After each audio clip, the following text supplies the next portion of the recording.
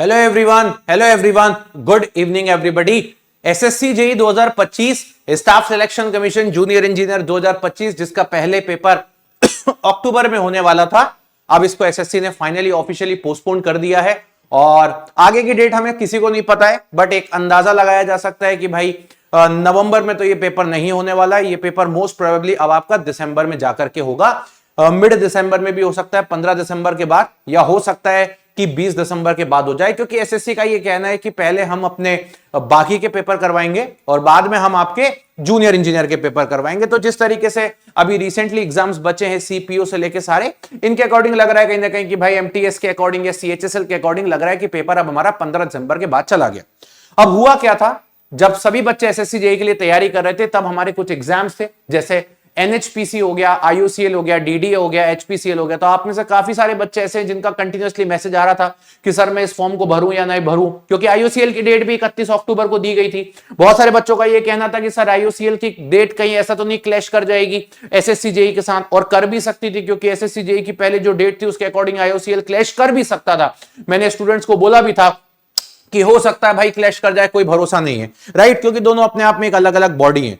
But अब कहीं ना कहीं एक बच्चों के मन में संतुष्टि है कि वो इनमें से किसी भी एक एग्जाम को या दो एग्जाम को टारगेट करते हुए आगे चल सकते हैं। अब मान लेता हूं कोई ऐसा स्टूडेंट है जिसका फोकस एनएचपीसी पे था, उसने एनएचपीसी भरा था, तो मेरी ऐसे स्टूडेंट के साथ रिक्वेस्ट है कि आप अगर एनएचपीसी के लिए टारगेट कर रहे थे तो आप एनएचपीसी के लिए अपनी तैयारी करते रहे, क्योंकि अगर आप इलेक्ट्रिकल के स्टूडेंट हैं या मैकेनिकल के बच्चे हैं तो एनएचपीसी और एसएससी जेईई का दोनों का ही सिलेबस आपका सेम है। इवन अगर आप सिविल के बच्चे भी हैं तो भी आपका सिलेबस और पूरा का पूरा एज इट इज वही सिलेबस है जो एसएससी जेईई के लिए है।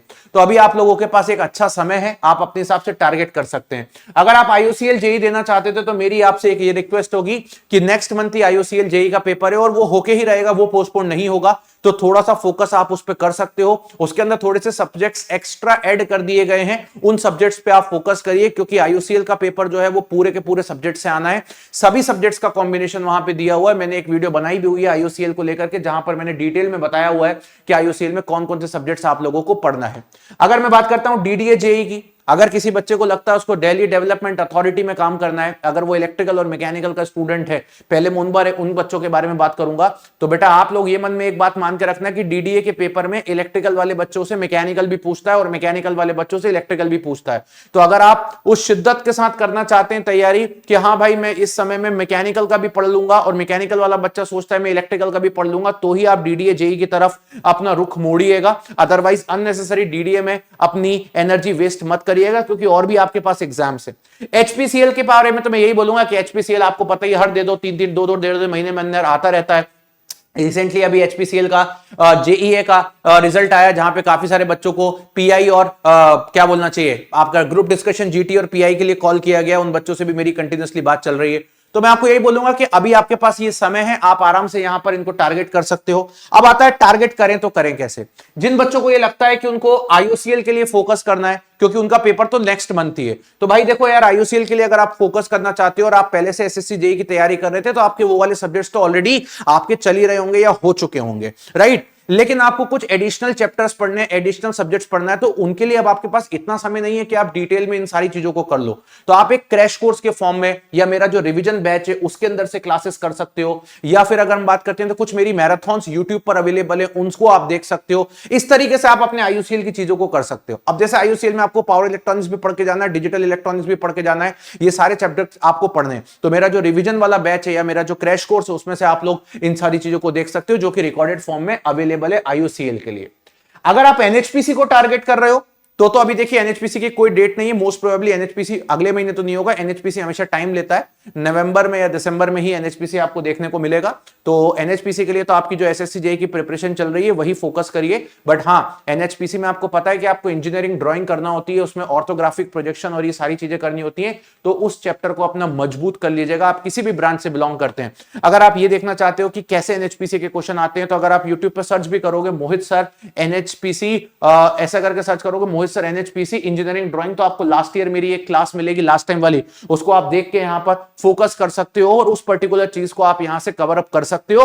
और साथ ही साथ में हमने एनएचपीसी का एक गोल भी लॉन्च किया हुआ है, जहां से आप डिटेल में अपनी इंजीनियरिंग ड्राइंग को कर सकते हो। लेकिन अभी मेरा ऐसा मानना है कि आपका एसएससी जेईई पोस्टपोन हुआ है काफी लंबा, तो एटलीस्ट अगर आपने इनके फॉर्म भरे, आईयूसीएल का तो अभी भी चल ही रहा है, अगर आपने इनका फॉर्म भरा हुआ है तो एटलीस्ट अब आप इनमें से एक एग्जाम को पिक करिए। क्योंकि देखिए मैकेनिकल वाले बच्चों को भी ये बात पता है, क्लियर, अगर कोई मेरी वीडियो देख रहा है, ये इलेक्ट्रिकल वाले बच्चों को भी पता है कि एसएससी जेईई में नंबर ऑफ वैकेंसी थोड़ी सी शॉर्टेज होती है, राइट। तो हम कम से कम यहां से अपनी वैकेंसीज को पिक कर सकते हैं। तो मैं बोलूंगा ये करिए आप।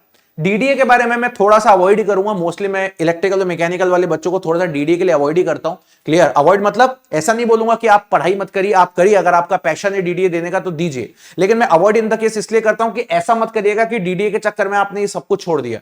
भाई डीडीए का एक पेपर इलेक्ट्रिकल मैकेनिकल का ऐसा है कि इलेक्ट्रिकल वाले बच्चे से पूरा मैकेनिकल भी पूछता है और मैकेनिकल वाले बच्चे से पूरा इलेक्ट्रिकल भी पूछता है।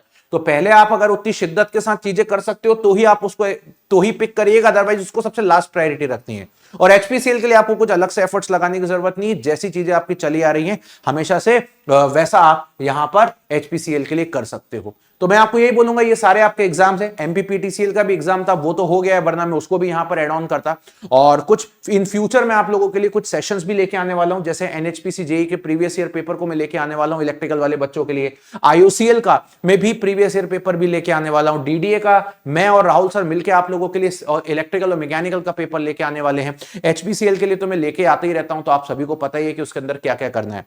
देखिए अल्टीमेटली कुल मिला के बात यह है कि ऐसा स्टूडेंट, ये वीडियो मेरी सिर्फ उन्हीं के लिए है क्योंकि बच्चे परेशान हो रहे थे, ऐसा स्टूडेंट जो एसएससी जेईई के लिए तैयारी कर रहा था इतने लंबे समय से, ठीक है, उसके पास तो एक बहुत अच्छा टाइम मिल गया है। जिस बच्चे का जीके वीक था उनको जीके के लिए बहुत अच्छा टाइम मिल गया, आप जीके अपना स्ट्रॉन्ग कर लीजिए। जिन बच्चों का टेक्निकल में कुछ पार्ट वीक था, आप अपनी वो सारी चीजों को संग्रहित कर लीजिए, उनको अच्छे से कर लीजिए, राइट। मैं ये भी बताऊंगा कि अब आप कैसे कर सकते हो। और ऐसे बच्चे जिनका सब कुछ सही चल रहा था, वो रेडी थे अक्टूबर में पेपर देने के लिए, तो आपको भी एक अच्छा समय मिल गया कि आप इनमें से कोई एग्जाम को पिक करिए और उस एग्जाम को जाकर के फोड़ दीजिए।